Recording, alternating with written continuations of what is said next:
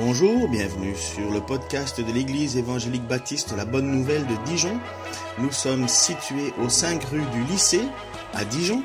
Vous pouvez trouver des informations sur notre Église sur le site internet www.la-bonne-nouvelle.org.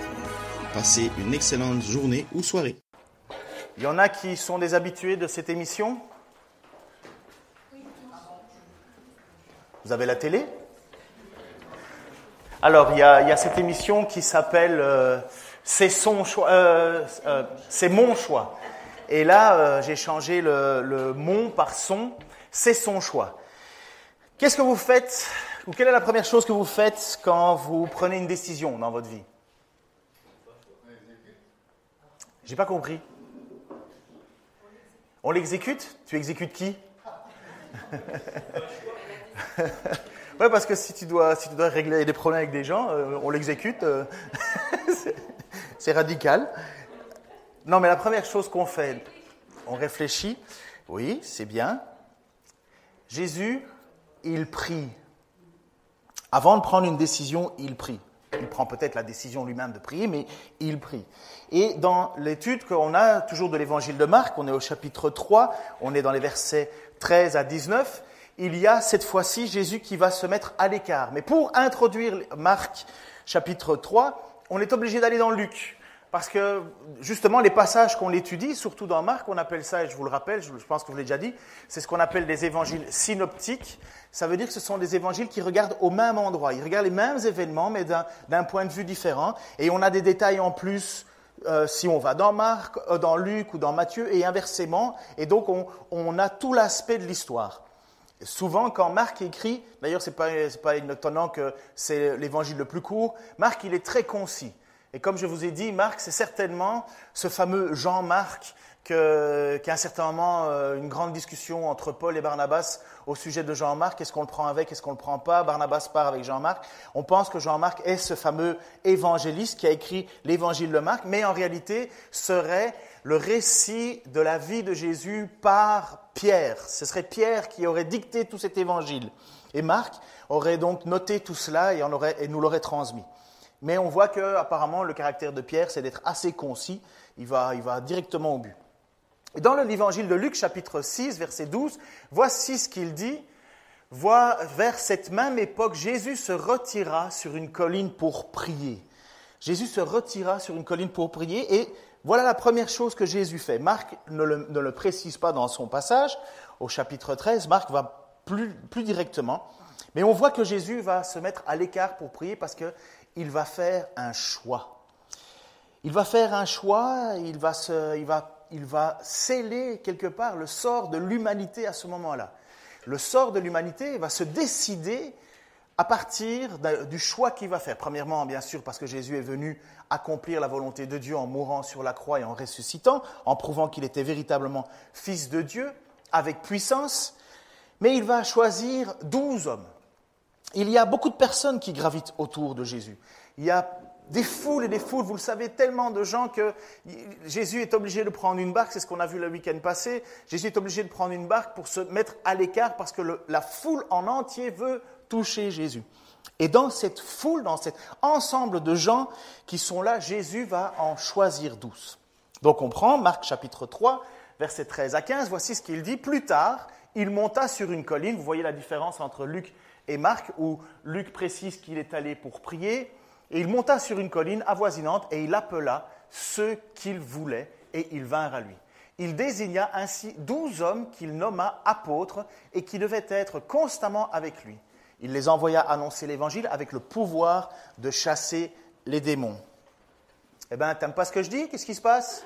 Wow! Salut, hein? C'est mon ami. Jésus va se mettre à l'écart. D'abord, il va se mettre à prier parce que le choix qu'il va faire n'est pas n'importe quel choix. 12 hommes qui vont parcourir après ça le monde entier. Jésus, il n'a tourné qu'autour de la Galilée, autour de Jérusalem. Il n'a pas été loin, Jésus. Il faut reconnaître que Jésus s'était très concentré son ministère. Même s'il en a fait des kilomètres, il revenait souvent à Capernaum, qui était, entre guillemets, son quartier général. Et ce n'est pas un ministère qu'il a eu où il allait aller loin. C'est d'ailleurs une des raisons pour laquelle Jésus a dit « Vous ferez de plus grandes choses que moi ». Ce n'est pas qu'on va faire des plus grands miracles que Jésus, c'est que ces hommes-là, et par la suite l'Église, va accomplir une plus grande œuvre, dans le sens, une distance, une immensité. Donc Jésus va se mettre à l'écart pour prier parce que 12 hommes vont être choisis. Jésus avait déjà appelé des disciples à le suivre. Dans l'évangile de Marc, on a déjà vu qu'il avait appelé, il avait déjà appelé Lévi, Matthieu. Vous vous souvenez, ce collecteur d'impôts. Il est passé, il a dit « Suis-moi », donc qui est devenu Matthieu, l'évangile de Matthieu d'ailleurs. Il avait déjà appelé aussi dans l'évangile de Marc Pierre et André, qui étaient des pêcheurs, donc ils étaient à la ligne. Et là, il leur a dit « Venez, je ferai de vous des pêcheurs d'hommes ». Il a aussi appelé Jacques, fils de Zébédée, et Jean, Jean qui va écrire l'évangile de Jean. Donc il les a déjà appelés à le suivre, mais il ne les a pas encore appelés apôtres. À ce moment-là, ils sont encore des mathétès. Ça fait bien de parler un peu grec. Mathétès qui veut dire disciple. Il y a aussi eu, si vous prenez l'évangile de Jean, il y a aussi eu l'appel de Philippe et de Nathanaël. Philippe qui dit, voilà, nous avons trouvé le Messie, celui dont parlent les Écritures et Moïse, et il va trouver Nathanaël, et il va dire à Nathanaël, écoute, nous avons trouvé le Messie, et c'est là Nathanaël qui va poser, que peut-il venir de bon de Nazareth? Et Jésus va faire une remarque étonnante au sujet de Nathanaël, il va dire, mais voilà un juif en lequel il n'y a pas de fraude, et il y a honnêteté. Vous connaissez tout ce passage, ou en tout cas, ça sera l'occasion pour vous de replonger dans les Écritures. Donc, pour le moment, Jésus a un ensemble de disciples, des mathétès. Sauf qu'il va en choisir 12, qu'il va appeler apostolos, des apôtres. Disciples, c'est général, apôtres, c'est particulier. Et voici ce que dit Luc, chapitre 6, 13. À l'aube, il appela ses disciples auprès de lui et choisit 12 d'entre eux qu'il nomma apôtres. Vous voyez, l'ensemble des disciples sont là et il en choisit 12. Marc, chapitre 3, 16 à 19, voici ce qu'il dit à la suite de l'Écriture. C'est Marc 3, 16, 19, je vais vous le lire, je pense que je l'ai peut-être oublié dans les PowerPoints. Voici les noms des 12. Ah, il n'y a pas les noms. Magnifique. Interrogation surprise. Quels sont les noms des 12 disciples? Apôtres. Ok, au moins, Jacques, Jean, j'ai déjà cité. Jacques, Jean, fils de qui? Oui, exactement. Qu'on a appelé après, je vais pousser on les a appelés les fils du... Fils du tonnerre, en grec? Boanerges. Bon, bravo, niveau pas mal. Premier rang, là, on dit souvent que les premiers de classe se mettent devant. On va un peu poser des questions à l'arrière. Hein. Bernadette, le nom de au moins un apôtre? Philippe, exactement, bravo. On a encore d'autres, on en a déjà 3 là. Pierre, Simon, oui, Simon qu'on appelle Pierre, oui. André, oui, tu as encore tant qu'à faire. André, oui. Judas, oui, mais il y en a 2 des Judas. Il y a Judas Iscariote, le pas bon. Et puis alors, il y a le Judas, qu'on appelait aussi TBD, quelque chose comme ça. Qui d'autre? Simon l'a déjà sauté en avant. Tu as perdu un point. Alphée, exactement. Allez. Tom, qui? Mathias, qui a remplacé qui? Oui, exactement. J'ai entendu Thomas, très bien adjugé. Je pense qu'on les a tous dit. Barthélemy, exactement, Barthélemy. C'est pas facile, hein. Moi, je me souviens, dans ma jeunesse, mes parents m'avaient placé dans une école catholique et j'étais tout sauf catholique. Et je me souviens qu'on avait des cours où il fallait à chaque fois citer des noms. Et moi, je m'amusais à citer des noms de n'importe qui. J'étais turbulent. Jusqu'au jour où Dieu m'a repris, et voilà, c'est moi qui l'enseigne maintenant. Et vous êtes sage. Ouais, c'est un peu turbulent. C'est par grâce que vous êtes sauvés par le moyen de la foi. Et cela ne dépend pas de vous. Heureusement qu'il m'a sauvé, tu t'imagines? Donc voilà, Jésus choisit 12 apôtres. La première chose, personnellement, et peut-être pour vous, qui frappe dans la sélection de ces 12 apôtres, c'est qu'il n'y a aucun professionnel de la religion. Aucun. Ce sont des gens humbles, très très humbles. Ce sont des gens qui n'ont pas beaucoup d'éducation, peut-être l'un plus que l'autre, mais ce n'est pas des professionnels. Nous savons qu'il y a 4 pêcheurs là-dedans, puisqu'ils étaient en train de pêcher lorsque Jésus les a appelés. Nous avons un collecteur d'impôts. Collecteur d'impôts, c'est tout sauf une bonne chose. Ça, on l'a déjà dit, je ne vais pas insister là-dessus, en tout cas à l'époque. Nous avons un agriculteur, et pour les autres, ce n'est pas très précis. On ne connaît pas trop leur histoire, d'où ils viennent, ce qu'ils faisaient, mais nous savons qu'ils avaient peu d'éducation. C'est d'ailleurs ce qui va étonner les responsables religieux lorsqu'ils vont interroger Pierre et Jean. Si tu veux l'image suivante, Fiston, merci. Lorsqu'ils virent l'assurance de Pierre et Jean, ils furent étonnés, sachant que c'étaient des hommes du peuple sans instruction, et ils les reconnurent pour avoir été avec Jésus. Ces apôtres-là sont reconnus comme étant de simples hommes. Ce n'est pas des professionnels, et nous voyons constamment que Jésus, justement, est en bagarre avec les professionnels de la foi, avec les religieux. Et lui, Jésus, dans son choix, après avoir prié, prend 12 personnes, 12 hommes, il n'y a pas de femmes, c'est 12 hommes qui sont quelconques, totalement quelconques. Et pour ceux qui aiment la théologie, et s'il vous plaît, j'espère que vous l'aimez, nous pouvons découvrir un petit peu de leur caractère à ces personnes-là. Alors, on brosse le portrait en voyant les réactions qu'ils ont dans les évangiles. Nous avons Pierre.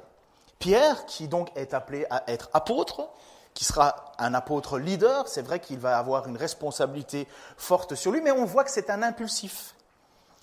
On voit qu'il pose beaucoup de questions. C'est certainement Pierre qui a posé le double des questions à Jésus que les autres ont fait. Il est énergique, ambitieux, mais aussi se trompe souvent. Il est même batailleur, c'est lui qui a voulu couper la tête de Malchus. Et il reniera Jésus. Il est particulier, Pierre. Honnêtement,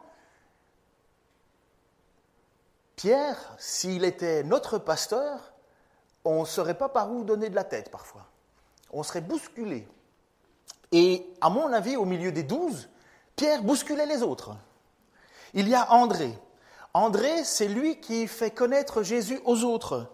On voit qu'il est humble et c'est lui qui, quelque part, est, entre guillemets, le plus débrouillard, on va dire le plus... Pourquoi ? Parce qu'au moment où on a présenté à Jésus, lorsqu'il y avait une foule de 5000 personnes, il y a André qui vient et qui présente 5 pains, 2 poissons. On voit qu'il a déjà été, entre guillemets, chercher un petit peu dans la foule comment s'en sortir. Nous avons Jacques, appelé fils du tonnerre, Boanerges. Si Jésus te définit comme fils du tonnerre, c'est pas parce que tu es un calme. Certainement, tu es quelqu'un de plutôt tranchant. Et nous voyons dans l'Écriture qu'il est énergique, peut-être même colérique.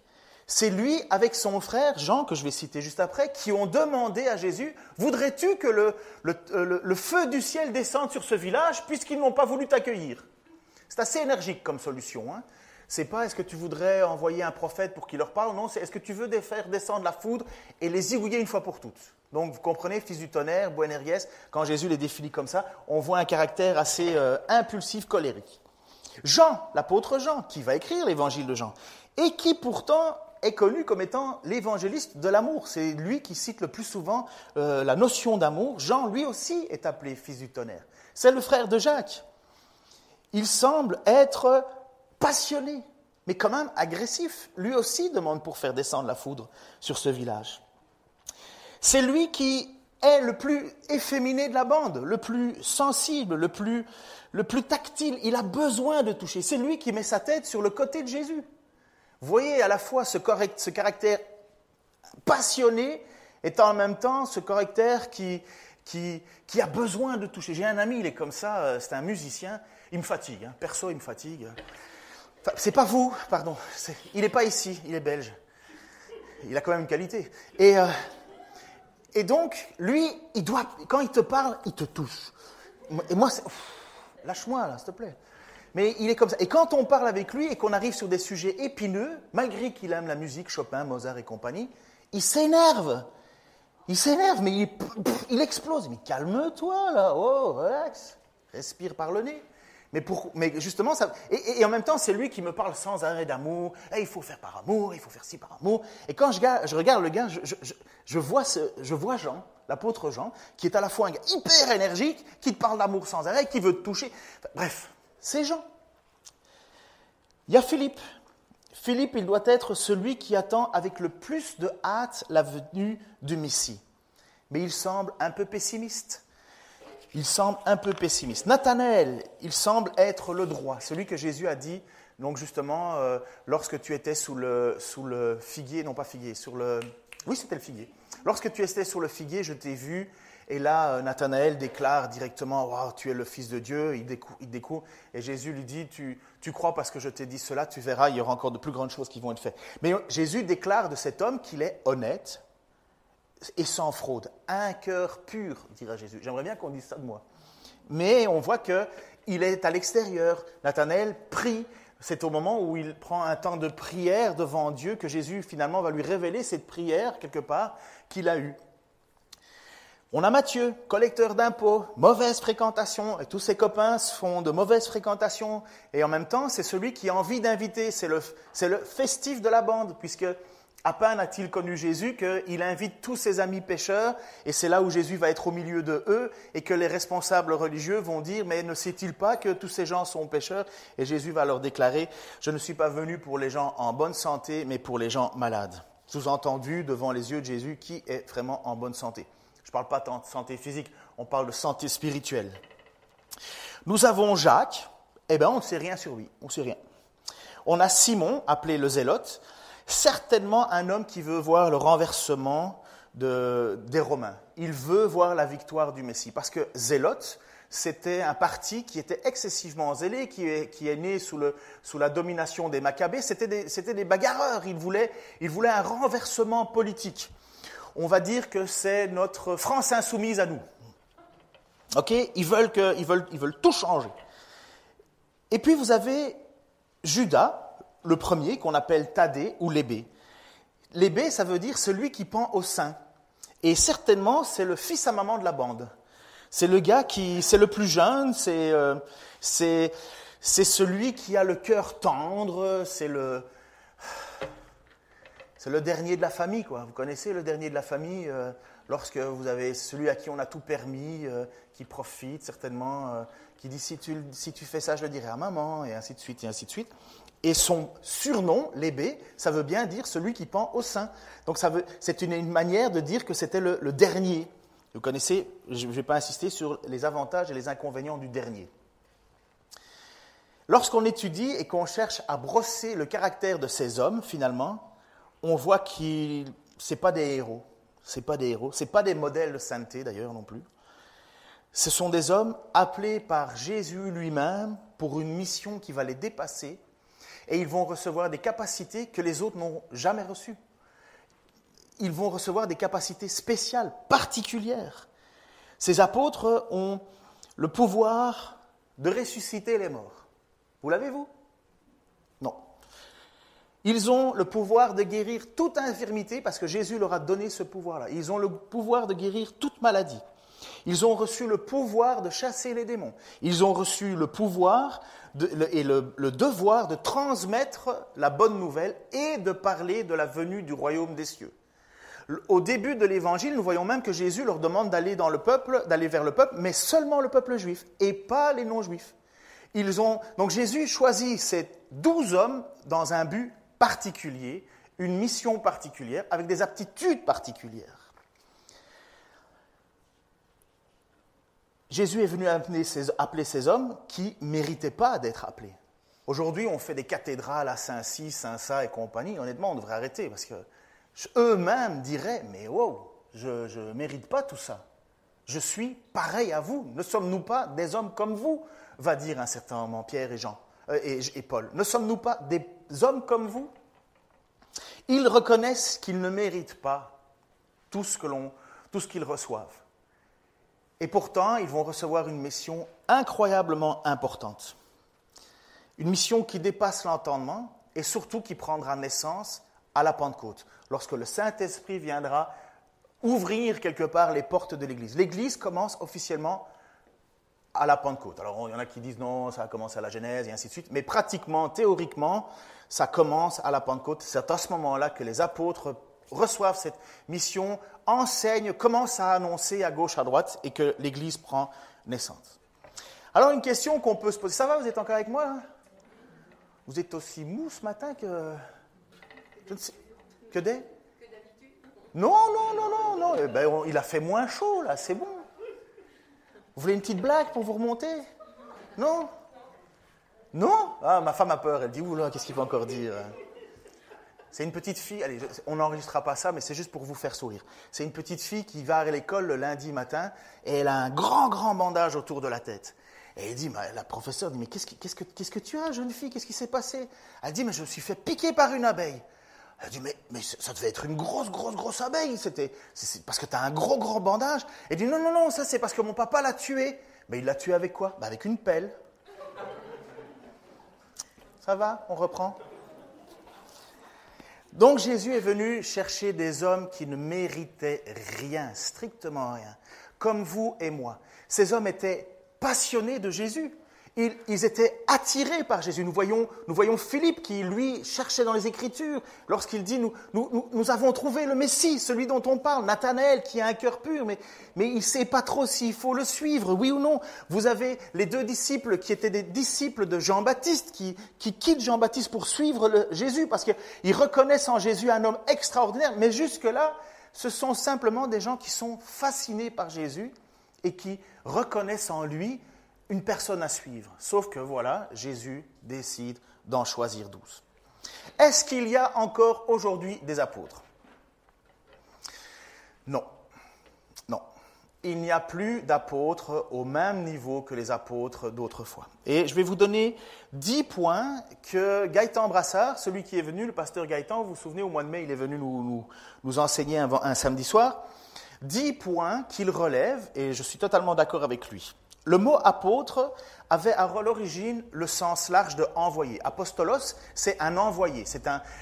Si maintenant on déciderait d'envoyer quelqu'un, je ne sais pas moi, à Madagascar pour parler au nom de l'Église, on aurait envoyé un apostolos, quelqu'un qui était envoyé. Ça, c'était le sens large. Un missionnaire, on aurait pu l'appeler apostolos.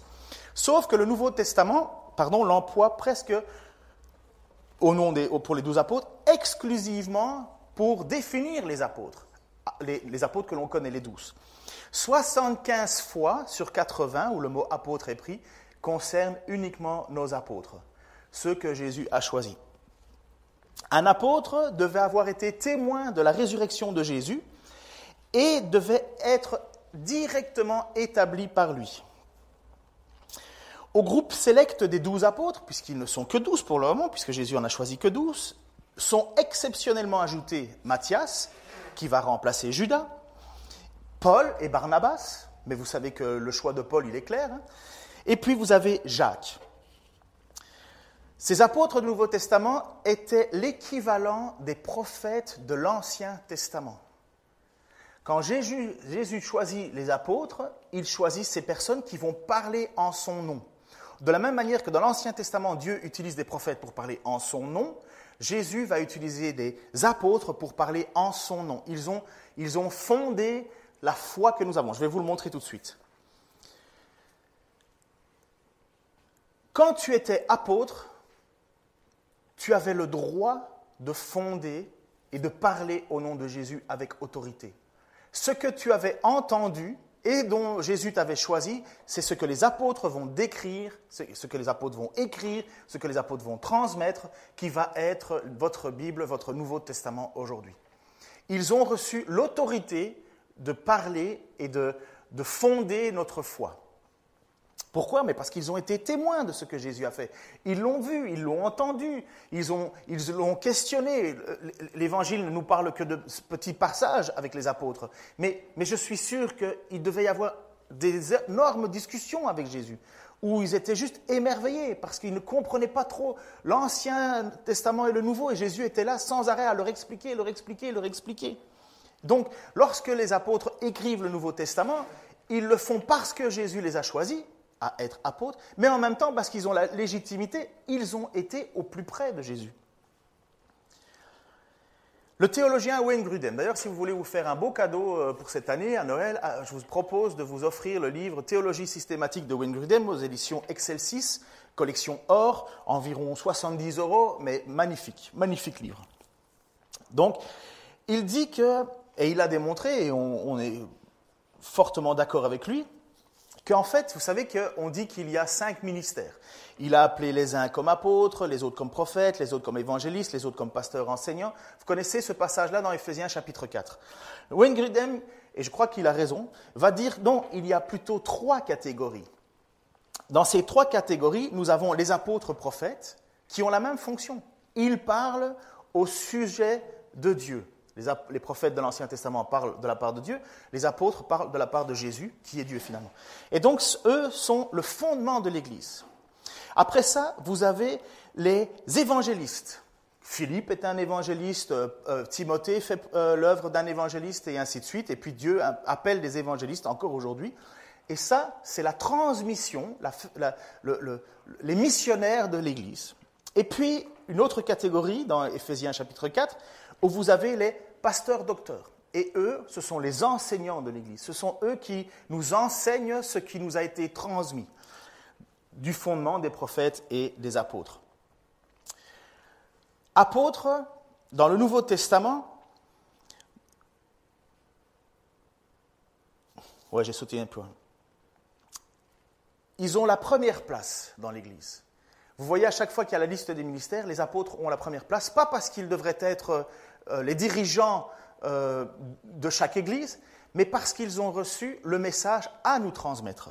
Ils sont pas, les apôtres n'ont jamais cherché à être adorés eux-mêmes, vous comprenez ? Ils ont été toujours en humilité. Mais si vous disiez, ou si vous changiez quoi que ce soit du message, par exemple, que l'apôtre Paul avait enseigné, il était complètement en opposition avec vous.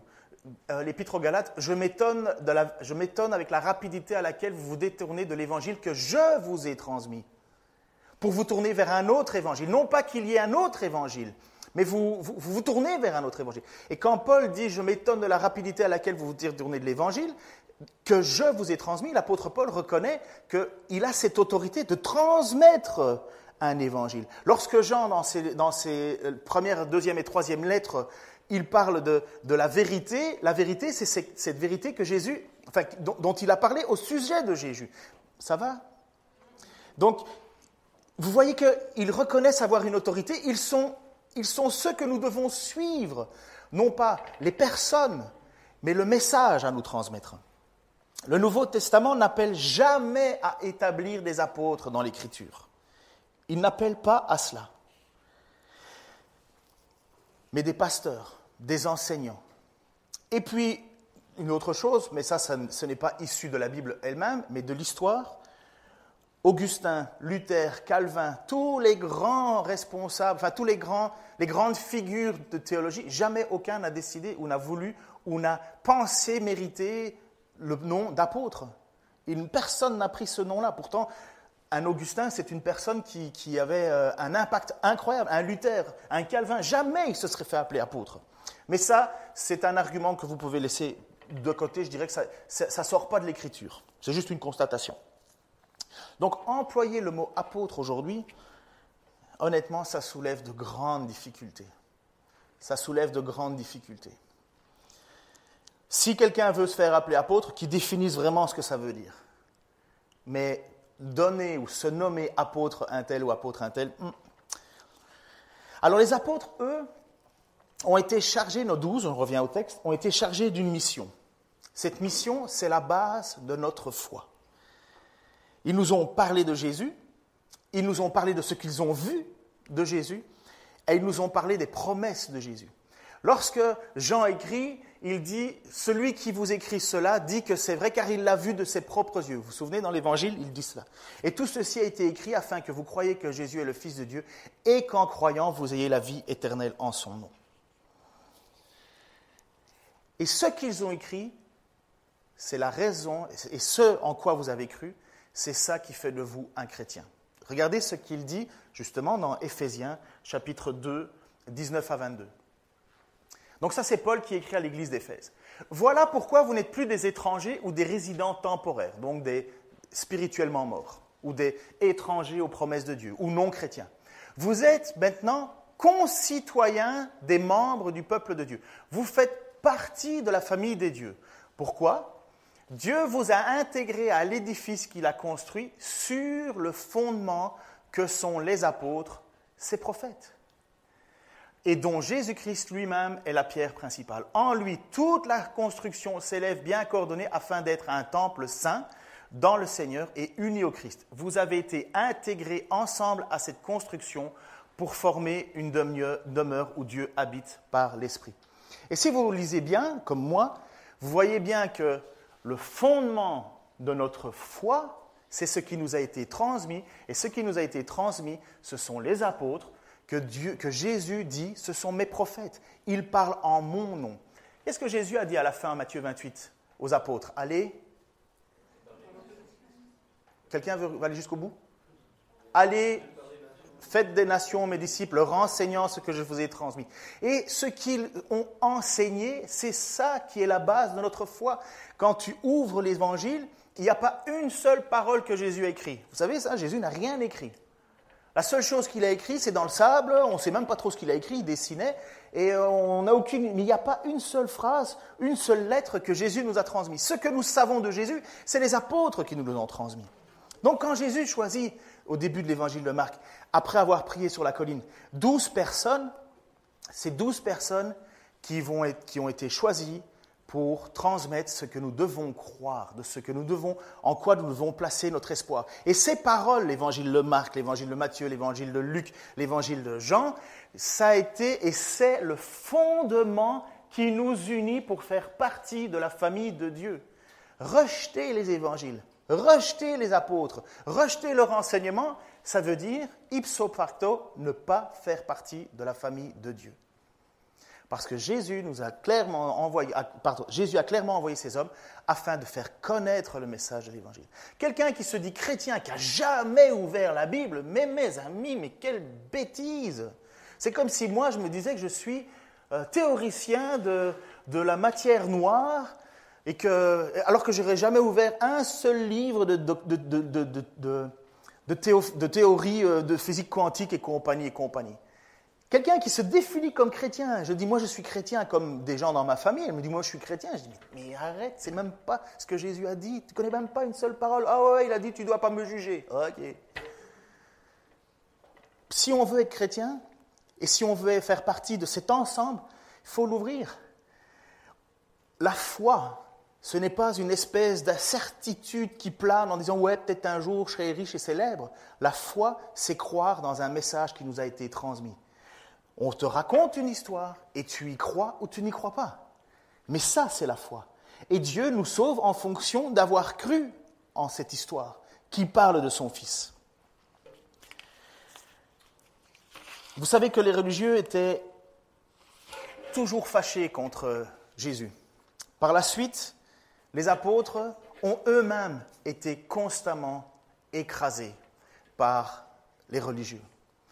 Ils ont été persécutés. Lorsqu'ils sont partis, les apôtres, parce qu'ils ont voyagé à travers le monde, ils ont été persécutés. Ils ont fait des choses extraordinaires, ces apôtres, que toi tu ne feras peut-être jamais, que je ne ferai peut-être jamais. Si Dieu veut nous utiliser, qu'il nous utilise. Mais les apôtres n'ont rien demandé, ils ont reçu.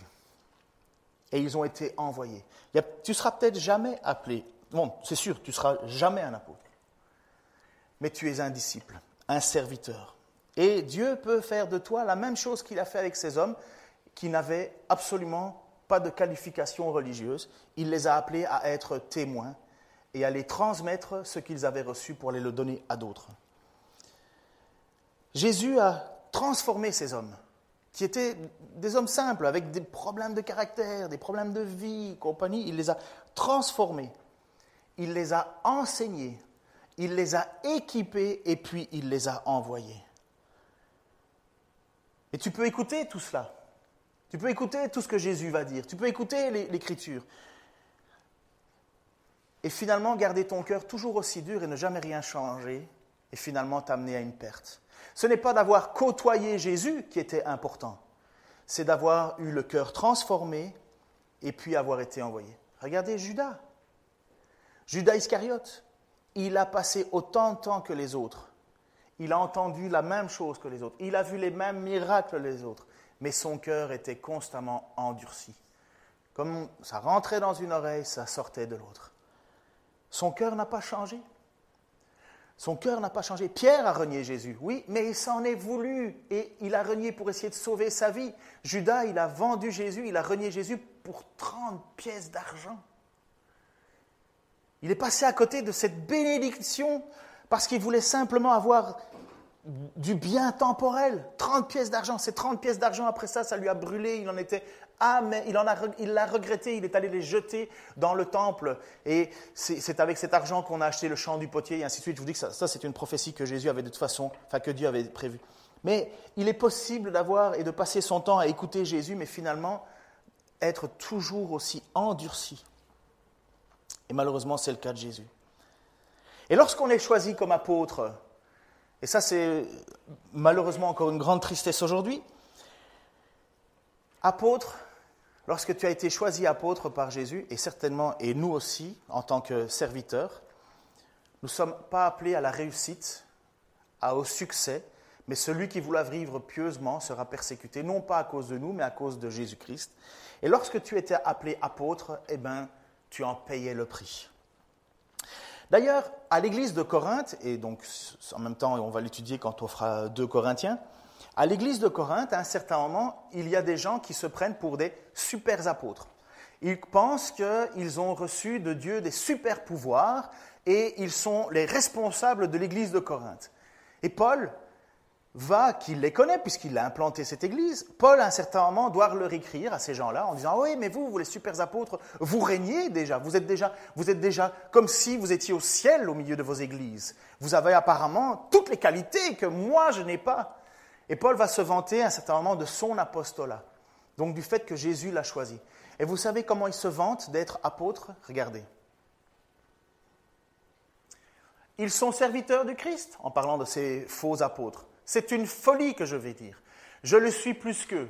Paul il dit, mais moi je suis plus apôtre que vous, car j'ai travaillé davantage. J'ai été plus souvent en prison. J'ai essuyé infiniment plus de coups. Plus souvent, j'ai vu la mort de près. 5 fois, j'ai reçu des Juifs 40 coups moins 1.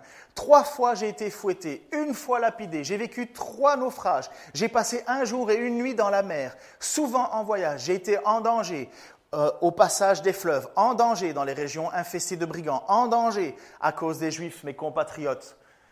En danger à cause des païens, en danger dans les villes, en danger dans les contrées désertes, en danger sur la mer, en danger à cause des faux frères. J'ai connu bien des travaux et des peines, de nombreuses nuits blanches, la faim et la soif, de nombreux jeûnes, le froid et le manque d'habits. Et sans parler du reste, je porte mon fardeau quotidien, le souci de toutes les églises. En effet, qui est faible sans que je sois faible? Qui tombe sans que cela me brûle? Oui, s'il faut se vanter, c'est de ma faiblesse que je me vanterai. Le Dieu et Père du Seigneur Jésus-Christ, qui est loué éternellement, sait que je ne mens pas. Voilà la vie d'un apôtre. Voilà la vie de celui que Dieu a choisi pour le servir et pour parler. D'ailleurs, quand Jésus va choisir Paul, il va dire à Barnabas, non, j'oublie toujours son nom, qui doit descendre dans la rue droite et va dans la rue droite, Ananias, merci beaucoup. Et quand Jésus parle à Ananias, il dit « Va trouver Paul, cet homme, je l'ai choisi pour lui montrer tout ce qu'il devra souffrir pour moi. » Et voilà la vie d'un apôtre comparé à ces gens qui se croient apôtres ou se nomment apôtres. Paul, il est en train de dire « Quand tu veux servir Jésus, tu vas souffrir pour servir Jésus. » Et l'histoire nous raconte que pas un seul des apôtres n'a eu une vie agréable. Pierre, je crois qu'on peut mettre, je pense que j'ai des images. Pierre a évangélisé Rome. Il est mort crucifié. Alors, juste une petite chose. Ici, ce sont tirés d'histoires, parfois de légendes, parfois de rumeurs. Donc, je ne peux pas dire à 100% que ce que vous voyez là, c'est vraiment passé. Sauf ceux dont c'est écrit dans l'Écriture. Mais il y a certainement beaucoup de vérité dans ce que vous allez lire ici. Pierre a évangélisé Rome, il est mort, crucifié, la tête en bas à sa demande, car il se sentait indigne de mourir comme le Christ. Jacques, fils d'Alphée, était le chef de l'église de Jérusalem. Il a été jeté du promontoire sud-est du temple, haut de 30 mètres. Il a survécu, a été battu à mort avec des bâtons par ses ennemis. Satan avait conduit, vous vous souvenez, Jésus au ce même promontoire en haut du temple, lorsque le diable a tenté Jésus. André est mort crucifié après avoir évangélisé autour de la mer Noire.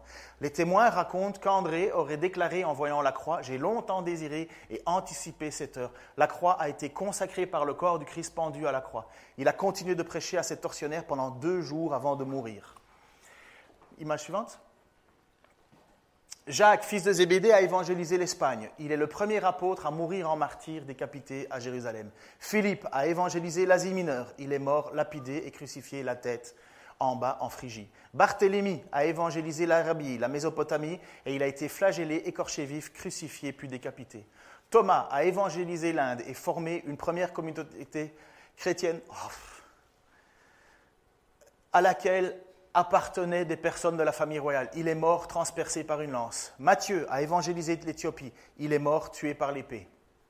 Jude Thaddée a évangélisé la Perse, la Mésopotamie et d'autres pays arabes. Il aurait subi le martyre en Perse. Je crois que lui, on l'aurait tiré à cheval jusqu'à ce qu'il meure.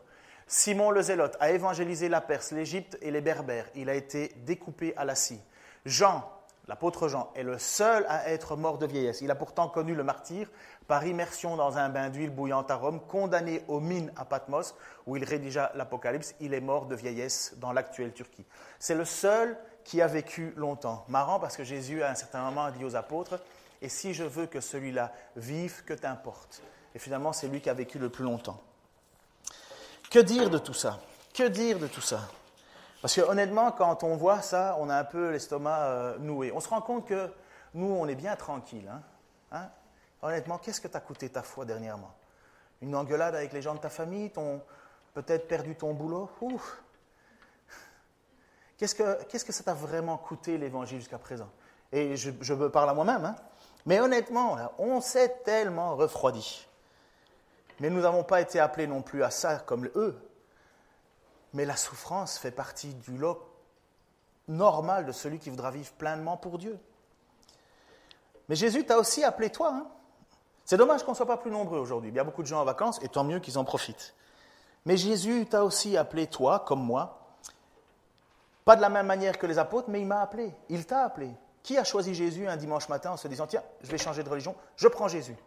Ou qui reconnaît que Jésus avait travaillé son cœur petit à petit et a commencé à travailler au fond de lui, à l'appeler et à lui faire un moment découvrir qu'il est le Seigneur. Et à un certain moment, tu tombes à genoux, tu dis « Tu es Seigneur, je crois en toi, je place ma foi en toi », tu te fais baptiser et tu vis pour lui. Mais il t'a appelé, avant la fondation du monde, il nous a appelés. Et qu'est-ce qu'on va faire de notre vie? Qu'est-ce que tu vas faire de ta vie? Qu'est-ce que tu vas décider de la manière de glorifier Dieu? Les apôtres, c'était des personnes qui ne méritaient rien. Ils étaient des gens simples. Et Dieu les a utilisés pour transformer le monde et pour faire aujourd'hui que tu puisses avoir l'assurance d'aller au ciel parce que tu connais l'histoire de Jésus et parce que tu y as cru. Et qu'est-ce qu'on va faire de sa vie? Comment est-ce que tu vas le glorifier? 1h30 par dimanche, par semaine, est-ce que ça glorifie Dieu? Non, tu le sais, je le sais, on le sait tous, on est même mal à l'aise avec ça. Et tant mieux qu'on est mal à l'aise. Dès septembre, ici, dans cette petite église, ou dans vos églises respectives, il va y avoir, comme toujours, besoin de remettre des ministères en place, de combler les activités. Souvent, il manque des gens à la garderie. Ah, moi, je ne vais pas à l'église pour écouter des enfants. Hein. Il manque pour le ménage, comme toujours, partout. Il manque pour faire des petits travaux, à gauche, à droite. Mais non, le pasteur va le faire. Hein. Moi, je n'ai pas un diplôme en bricolage. Hein. J'ai un diplôme en théologie. Heureusement que je suis un peu débrouillard. Mais il y a des gens qui ont reçu le don. Pour la musique, gloire à Dieu, vous ne m'avez jamais entendu chanter dans un micro. Pour la prédication, Dieu a mis sur le cœur aussi des gens la capacité de parler de lui, de prêcher. Il faut être un peu plus formé là. N'oubliez pas que celui qui va être enseignant va rendre doublement compte. Je pense que si tu passes mal le balai dans l'église, tu ne vas pas rendre doublement compte. Mais si tu prêches mal, tu peux envoyer des gens à comprendre et à mal croire en ce qu'ils doivent croire. L'école du dimanche, enseigner les enfants, super important. Pour les groupes de maison, des responsables qui vont ouvrir leur maison. Ils disent « Ah, mais moi, je ne sais pas ouvrir ma maison. » Mais excuse-moi, tu ouvres bien ta maison aux gens qui viennent pour les étrennes à Noël. Et tu les accueilles peut-être pas chez toi, mais un frère en qui tu as la même foi en Jésus. Tu t'assis, tu t'écoutes, on prie les uns pour les autres, on entend quelqu'un qui dit « Voilà, moi en ce moment, je vis un moment super difficile, j'ai besoin de prier. » Hop, on s'assied 1 minute. On demande « Est-ce que tu veux un thé, un café ?» Waouh, c'est compliqué, hein? Vous savez qu'en ce moment, juste pour ça, d'ailleurs, vous dire que les groupes de maison, c'est le meilleur endroit. Il faut une intimité, mais c'est le meilleur endroit pour vivre l'Église telle qu'elle était au tout départ. Les églises se réunissaient dans les maisons. Ceux qui croient qu'il n'y a que les églises de maison, ils se trompent. Mais il y avait aussi les églises de maison. Et l'église de maison, c'est le meilleur endroit où tu peux être avec quelqu'un que finalement, par force de se rendre compte, on se partage les choses. Et quand il y a quelqu'un qui va mal, eh bien, tu peux prier avec lui, tu peux prendre du temps avec lui. Et parfois, c'est des bêtises. Il y a quelqu'un qui dit, voilà, moi, je ne m'en sors pas avec mes impôts. Ça peut arriver. Et l'autre personne à côté dit, mais moi, je fais ça comme ça. Hop, eh bien, voilà, on se rend service, on s'aide, on est une aide pour une autre personne. Voilà, le groupe de maison, on prie ensemble, on s'encourage ensemble. Pour les différentes activités d'église, vous savez, ma femme, elle stresse à l'idée qu'on va faire le culte en commun. Vous savez qu'on vous a parlé du culte en commun. Elle stresse de ça. Pourquoi? Parce qu'elle dit, oui, mais il va y avoir... pardon, je te mets sur le grill, mais tu as l'habitude. Il va y avoir... Pourquoi est-ce qu'ils vont faire ça à Chenov? Et pourquoi est-ce qu'il va y avoir aussi à l'église du Tabernacle? Pourquoi est-ce qu'on ne fait pas tout ça ensemble? Alors j'essaie de la raisonner comme tout bon mari, mais j'y arrive pas. Alors je dis, mais écoute chérie, c'est trop petit, il va y avoir trop de monde. Oui, mais comment on va faire? Et vous savez pourquoi est-ce qu'elle est stresse, ma femme?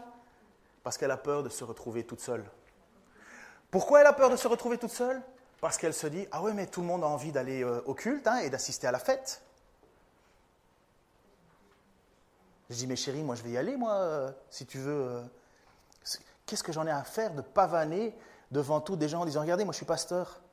Je serais bien plus heureux à mettre les mains dans la pâte parce que j'aurais l'impression de faire ce qui est le plus utile et ne pas être servi, mais être serviteur. C'est logique. Il y a tant de choses dans lesquelles on peut s'investir dans l'Église, tant et tant et tant de choses. Est-ce que tu veux devenir pasteur? Est-ce que tu veux que Dieu te forme pour être pasteur dans l'avenir? Quitte, prie, choisis, décide, mets-toi en avant, lance-toi, commence à lire des livres de théologie, commence à vouloir apprendre comment transmettre. Est-ce que tu veux te préparer pour partir en mission? Nous avons le couple dont j'ai prié là tout à l'heure, Judicaël et Anna, 2 médecins, ils ont fait des études de médecine, mais leur cœur brûlait de partir dans un autre pays. Je coupe ça juste parce qu'on ne peut pas dire. Nos amis de Égleton, la famille Hodge, ils ont quitté une église à Saint-Louis, donc en Alsace, voilà, où honnêtement, en Alsace c'est cool quand tu es protestant. Tu as plein d'avantages, hein. Même les fiches d'impôts sont différentes en Alsace. L'Alsace, c'est la Lorraine, je crois. Ben, bref, ils ont tout quitté pour aller vivre en Alsace. Ils ont un enfant en plus, et vous savez quoi maintenant? Sonia, elle est à l'hôpital, pendant qu'on est en train de se parler, elle est à l'hôpital parce qu'elle n'est plus capable de digérer quoi que ce soit. Elle fait, je ne sais pas trop quoi, de l'hémorragie dans les intestins dès qu'elle mange. Ils ont tout quitté pour servir. Et ils étaient bien avant. Et maintenant, ils sont encore plus là, encore plus abattus, plus écrasés. Mais vous savez quoi? C'est normal. C'est normal. C'est normal. Et ça devrait juste être quelque chose de normal pour nous. Et nous pouvons les soutenir. Vous savez, la plupart du temps, à quoi passe son temps pendant les vacances un implanteur? Il passe son temps à aller pleurer pour des sous. Et nous, on passe notre temps dans les magasins à savoir comment on va les dépenser.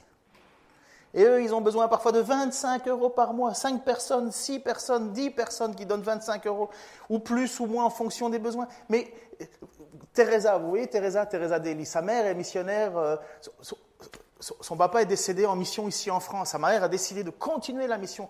Et je posais la question en disant, ça va, ta maman, elle est retournée aux États-Unis? Oui, ça va bien. Je dis, et est-ce que ça va, elle se repose?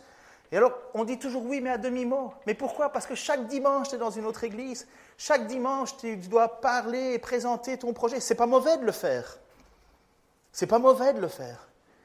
Chaque fois qu'ils sont invités à table, ils doivent parler, ils doivent justifier. On a l'impression d'être des mendiants. Et eux, la seule chose qu'ils ont, c'est cet appel de Dieu à servir. Et toi, tu vas faire quoi de ta vie? Et moi, qu'est-ce que je vais faire de ma vie? Si Dieu nous a appelés, il vous a appelés, je suis certain qu'il vous a appelés. Il ne vous a pas appelé à autre chose que le servir. Et heureusement qu'on n'est pas apôtre, parce que ça serait encore, à mon avis, plus difficile. Est-ce que tu veux t'engager? Viens me voir, on va parler ensemble, on va prier ensemble, on va chercher ce que tu peux faire. Tout le monde a des dons ici. Et moi, j'ai le don de dépasser l'heure, alors. Seigneur, tu es un Dieu d'amour incroyable. Lorsque tu as marché au milieu de nous, Seigneur Jésus, tu es venu pour nous servir. Tu as descendu, Seigneur, ton niveau de divinité. Tu l'as abandonné, tu as abandonné tout ça, Seigneur, pour marcher au milieu de nous. Tu n'as pas cherché à être adulé, Seigneur, mais tu as fait taire ceux qui voulaient t'élever comme fils de Dieu. Tu leur as demandé de se taire, Seigneur. Tu es venu pour nous annoncer ce message. Et si tu as choisi les 12, Seigneur, merci, parce qu'ils nous ont transmis ce que je sais de toi. La mission que tu leur as confiée, Seigneur, est arrivée jusqu'à moi. Elle m'a sauvé, Seigneur. Et elle continuera à nous sauver. Seigneur, et nous, qu'est-ce que tu veux faire de nous? Je te prie vraiment pour que, pendant toute cette semaine, Seigneur, ce message nous travaille et que nous puissions réfléchir à la manière dont nous allons vivre notre foi. Tu as dit, Seigneur, dans ta parole que la foi de beaucoup se refroidira. Je t'en supplie, Seigneur, pas la nôtre, pas la mienne, pas la leur. Je te prie, Seigneur, que l'on puisse retrouver la joie de notre salut et que l'on redécouvre, Seigneur, ce plaisir de te servir. Comme tu le dis dans l'épître de Jacques, Seigneur, nous serons heureux dans notre action même. Seigneur, on ne sait même plus ce que c'est être heureux. On veut s'acheter des choses et 2 semaines après, on s'en fout. Mais toi, Seigneur, qui nous a dit que quoi que ce soit que nous ferions pour la gloire de ton nom serait comme amasser des trésors dans le ciel et rien ne pourra nous le voler. Seigneur, je te prie pour que nous puissions vivre cela. Par ton esprit, Seigneur, travaille-nous et montre-nous le chemin que tu désires que nous empruntions pour ton Église. Et comme l'a dit Nicolas au tout début, que nous nous aimions les uns les autres en premier et que nous te servions, Seigneur, de tout notre cœur, de toute notre force, de toute notre volonté, pour la gloire de ton nom. Nous allons encore te chanter, Seigneur, et que ce chant, Seigneur, puisse être un chant presque prophétique dans nos vies. Que tu nous utilises dans ce pays. Dans le nom de Jésus-Christ. Amen.